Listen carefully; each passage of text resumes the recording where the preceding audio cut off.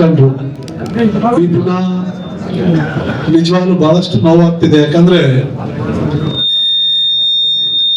ಒಬ್ಬ ಅಮಾಯಕ, ಒಬ್ಬ ನಿಷ್ಠಾವಂತ ಕಾರ್ಯಕರ್ತನ ಕಾಂಗ್ರೆಸ್ ಪಕ್ಷ ಕಳ್ಕೊಂಡಿರೋದು ನಿಜವಾಗಿ ಬಹಳಷ್ಟು ನೋವಾಗ್ತಿದೆ. ಯಾಕಂದ್ರೆ ನನಗೆ ನಿನ್ನೆ ನೈಟ್ ಗೊತ್ತಾದ್ಮೇಲೆ ಬಹಳಷ್ಟು ನೋವಾಯ್ತು. ಅದಾದ್ಮೇಲೆ ಮಾನ್ಯ ಮುಖ್ಯಮಂತ್ರಿಗಳಾದಂತ ಸಿದ್ದರಾಮಯ್ಯ ಸಾಹೇಬ್ ಅವರು ಬೆಳಗ್ಗೆ ದೂರವಾಣಿ ಮೂಲಕ ಫೋನ್ ಮಾಡಿ ದಯವಿಟ್ಟು ಆ ಕಾರ್ಯಕ್ರಮ ನಾಗೇಂದ್ರನ, ನೀವು ಮತ್ತೆ ಭರತ್ ರೆಡ್ಡಿಯನ್ನ ಎಲ್ಲರೂ ಸೇರಿ ಮುಂದಕ್ಕೆ ಹಾಕ್ಬೇಕು. ಹಾಗಾಗಿ ನಾವು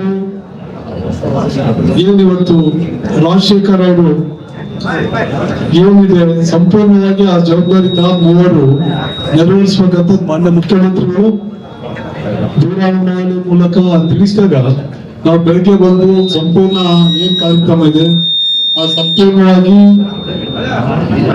ಎಲ್ಲ ಮುಗಿದ ಮೇಲೆ ಕೆಲವೊಂದು ಅನೇಕ ಜನ ಏನ್ ಮಾತಾಡೋದಕ್ಕೆ ಬಹಳಷ್ಟು ನೋವಾಯ್ತು. ಯಾಕಂದ್ರೆ ಈ ಬ್ಯಾನರ್ ಹಾಕಿದ್ದು 3-4 ದಿನ ಮುಂಚಿತವಾಗಿ, ಆ ಬ್ಯಾನರ್ ಹಾಕಿದ್ದು 3-4 ದಿನ ಮುಂಚಿತವಾಗಿ ಅಲ್ಲಿರಂತ ಎಲ್ಲ ಏನು ಬಿಜೆಪಿ ಮುಖಂಡರಿರ್ಲಿ, ಶಾಸಕರಿರ್ಲಿ, ಮತ್ತೆ ಎಲ್ಲರಿರ್ಲಿ 3 ದಿನ ಮುಂಚೆಗೆ ಅನೇಕ ಏನು ಮುಖಂಡರುಗಳು ಇದ್ರು, ಡಿಪಾರ್ಟ್ಮೆಂಟ್ ಇತ್ತು, ಅವ್ರಿಗೇನೋ ತೊಂದರೆ ಆಗಿದ್ರೆ ಅವ್ರು ಹೇಳ್ಬೋದಿತ್ತು ನನಗೆ ಬಹಳಷ್ಟು ತೊಂದರೆ ಆಗ್ತೈತಿ, ನೀವು ದಯವಿಟ್ಟು ಈ ಬ್ಯಾನರ್ ತೆಗಿರಿ ಅಂತ. ಆದ್ರೆ ಆ ಕೆಲಸ ಯಾವತ್ತೂ ಮಾಡಿಲ್ಲ. ಹಿಂದೆ ಬಿಜೆಪಿ ಸರ್ಕಾರ ಇದ್ದಾಗ ತಾವು ಬ್ಯಾನರ್ ಅಲ್ಲ, ನಾವು ಕೂಡ ಲಾಸ್ಟ್ ಟೈಮ್ ವಿರೋಧ ಪಕ್ಷದಾಗಿದ್ದಾಗ ಒಬ್ಬ PC ಕೂಡ ನಮ್ಮ ಮಾತು ಕೇಳ್ತಿದ್ದಿಲ್ಲ. ಒಬ್ಬ ನಮ್ಮೆಲ್ಲ ಅನೇಕ ಜನ ಏನ್ ಕಾಂಗ್ರೆಸ್ ಮುಖಂಡರನ್ನ ರಾತ್ರಿ 12 ಗಂಟೆಗೆ ಬಂದು ಅರೆಸ್ಟ್ ಮಾಡಿ ಕರ್ಕೊಂಡು ಹೋಗಿ ಕಣ್ ಕಟ್ಕೊಂಡು ಹೋಗಿ ಪೊಲೀಸ್ ಸ್ಟೇಷನ್ ಆಗ ಹೊಡೆದಂತ ಉದಾಹರಣೆ ನಾವು ಅದ್ರ ಬಗ್ಗೆ ಹೇಳಲ್ಲ. ಇವತ್ತೇನು ಇತಿಹಾಸ ತೆಗೆದು ತಾವೆಲ್ಲ ನೋಡಿದ್ಮೇಲೆ ಹಿಂದೆ ಆದಂತ ಅನೇಕ ಏನಿವತ್ತು ಕೊಲೆಗಳಿರ್ಲಿ, ಮಣ್ಣುಗಳಿರ್ಲಿ, ಅದನ್ನೆಲ್ಲ ಇವತ್ತೇ ತನಿಖೆಯನ್ನು ಅವ್ರು ಕೇಳ್ತಿದಾರಲ್ಲ, ಆ ತನಿಖೆ ಹಿಂದೆ ನಡೆದವಲ್ಲ, ಅದ್ ಕೂಡ ಇದ್ ಕೂಡ ತನಿಖೆ 2 ಸೇರಿ ಮಾಡಿದ್ರೆ ಇವತ್ತು ಅವ್ರು ಎಲ್ಲಿರ್ಬೇಕು ಅಲ್ಲಿರ್ಬೇಕಾಗ್ತಿತ್ತು. ಯಾಕಂದ್ರೆ ಕೆಲವೊಂದು ವಿಚಾರಗಳನ್ನ ನಾವು ಬಹಿರಂಗವಾಗಿ ಮಾತಾಡಕ್ಕಾಗಲ್ಲ. ಯಾಕಂದ್ರೆ ಹಿಂದೆ ನಡೆದಂತ ಸುಮಾರು 10-20 ವರ್ಷದಿಂದ ಏನ್ ಘಟನೆಗಳು ನಡೆದಿದಾವಲ್ಲ, ಅದನ್ನೆಲ್ಲ ಏನಿವತ್ತೇನು CBI ತನಿಖೆ ಮತ್ತೊಂದು ತನಿಖೆ ಏನು ಹೇಳ್ತಾರಲ್ಲ, ಆ ತನಿಖೆಯನ್ನು ಆಯ್ತಂದ್ರೆ ಏನ್ ಬಿಜೆಪಿ ಇವತ್ತೇನು ಶಾಸಕರು ಮತ್ತೆ ಮುಖಂಡರುಗಳು ಎಲ್ಲರಿದ್ದಾರೆ, ಅವ್ರು ಒಂದ್ ದಿನ ಕೂಡ ಬಳ್ಳಾರಿ ಅಲ್ಲ, ಅವ್ರು ಎಲ್ಲಿರ್ಬೇಕು ಆ ಜಾಗದಲ್ಲಿ ಇರ್ಬೇಕಾಗ್ತೈತಿ. ಹಾಗಾಗಿ ಇವತ್ತೇನು ಮಹರ್ಷಿ ವಾಲ್ಮೀಕಿ ಬಗ್ಗೆ ಅಷ್ಟು ಗೌರವಯುತವಾಗಿ ಅವ್ರು ಮಾತಾಡ್ತಿದ್ದಾರೆ, ನನಗೆ ಬಹಳಷ್ಟು ನೋವಾಗ್ತಿತ್ತು. ಯಾಕಂದ್ರೆ ಮಹರ್ಷಿ ವಾಲ್ಮೀಕಿ ಅವರ ಬ್ಯಾನರ್ ಅಳ್ತಿದ್ರೆ ನನ್ಗೇನು ನೋವಾಗ್ತಿದ್ದಿಲ್ಲ. ಮಹರ್ಷಿ ವಾಲ್ಮೀಕಿ ಇರಂತ ಭಾವಚಿತ್ರನ್ನ ಕಾಲಕ ತುಳಿಬೇಕಾದ್ರೆ ನನಗೆ ಬಹಳಷ್ಟು ನೋವಾಗ್ತಿದೆ. ಏನಿದ್ರು ಕೂಡ ರಾಜಕಾರಣ ಅಭಿವೃದ್ಧಿ ಮತ್ತೆ ಹೋರಾಟದ ಮುಖಾಂತರ ಇರ್ಬೇಕು. ಆದ್ರೆ ಇಷ್ಟು ವಾಲ್ಮೀಕಿ ಮಹರ್ಷಿ ಬಗ್ಗೆ ಮಾತಾಡಂತವ್ರು ಬ್ಯಾನರ್ ಕಿತ್ತದಲ್ದೆ ಕಾಲಕ್ಕೆ ತುಳಿದಂತ ಘಟನೆಗಳು ಕೂಡ ನಾವು ನೋಡಿದ್ವಿ. ಅಂತ ಬಂದು ಇವತ್ತೇನು ಇಡೀ ರಾಜ್ಯದ ಏನು ಎಲ್ಲಾ ಲೀಡರ್ನು ಕರೆದು ಇವತ್ತೇನು ಪ್ರೆಸ್ ಮೀಟ್ ಮಾಡೋದೇನು, ಇವತ್ತೇನು ಶಾಸಕರ ಬಗ್ಗೆ ಮಾತಾಡೋದೇನು, ಇವತ್ತೇನು ಶಾಸಕರ ಬಗ್ಗೆ ಬಹಳ ದೌರ್ಜನ್ಯ ಮಾಡ್ತಾರೆ, ಇದು ಮಾಡ್ತಾರೆ ಅಂತ ಹೇಳೋದೇನು, ಅವ್ರ ಹಿನ್ನೆಲೆ ಅವ್ರು ಫಸ್ಟ್ ನೋಡ್ಬೇಕಂದ್ರೆ ನಮ್ಮ ಅವ್ರ ತಟ್ಟಲ್ಲಿ ಎಣ್ಣೆ ಎದ್ರು ಕೂಡ ಪಕ್ಕದ ತಟ್ಟಲ್ಲಿ ಹಣ ನಿಲ್ತಾಳಂತ ಪರಿಸ್ಥಿತಿ ಇವತ್ತಾಗಿದೆ. ಯಾಕಂದ್ರೆ ಇವ್ರ ಇತಿಹಾಸ ಎಲ್ಲರಿಗೂ ಗೊತ್ತು. ಇವ್ರು ಹೆಂಗ್ ಬಂದ್ರು, ಇವ್ರ ಹಿನ್ನೆಲೆ ಏನು, ಅವ್ರು ಯಾವ ರೀತಿ ರಾಜಕೀಯ ಮುಂದೆ ಬಂದ್ರು ಅಂತಂದು ಇಡೀ ಬಳ್ಳಾರಿ ಜಿಲ್ಲೆ ಅಲ್ಲ, ಇಡೀ ಎಲ್ಲ ಕಡೆ ಕೂಡ ಗೊತ್ತು.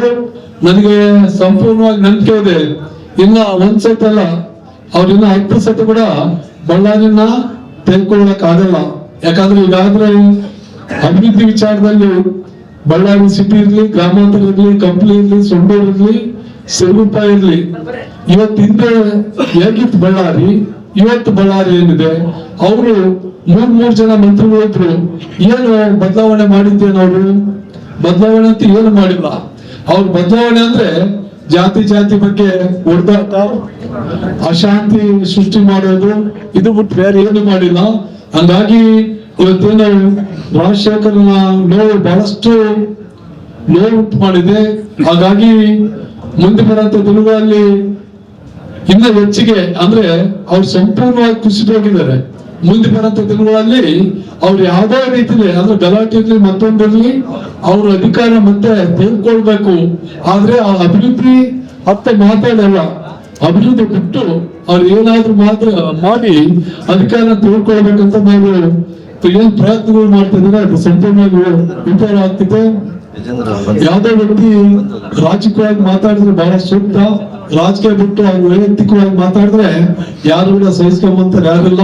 ಯಾಕಂದ್ರೆ ತಾವೆಲ್ಲ ಈಗಾಗಲೇ ನಾಗೇಂದ್ರ ಹೇಳಿದಂಗ ಕಾಂಗ್ರೆಸ್ ಕಾರ್ಯಕರ್ತರು ಏನು ಕಟಿಗೆ ತಾಮಂದ್ರು ದೊಣ್ಣೆ ತಾಮಂದ್ರು ಅಂತ ಹೇಳ್ತಿದ್ರಲ್ಲ, ಅದನ್ನ ತೋರಿಸಿ ಇವಾಗ ಅವ್ರ ಕಾರ್ಯಕರ್ತರು ಏನ್ ಮಾಡಿದಾರೆ ಅಂತ ಇವಾಗ ಟೋಟಲ್ ವಿಡಿಯೋ ಮುಖಾಂತರ ನಾವು ತೋರಿಸಬಹುದು. ಹಾಗಾಗಿ ಇದು ಯಾವ್ದು ಕೂಡ ಅವರ ಆರೋಪ ಮತ್ತೊಂದು ಯಾವ್ದು ಕೂಡ ಸರಿ ಇಲ್ಲ ಅಂತ ನಾನು ಭಾವಿಸ್ತೀನಿ.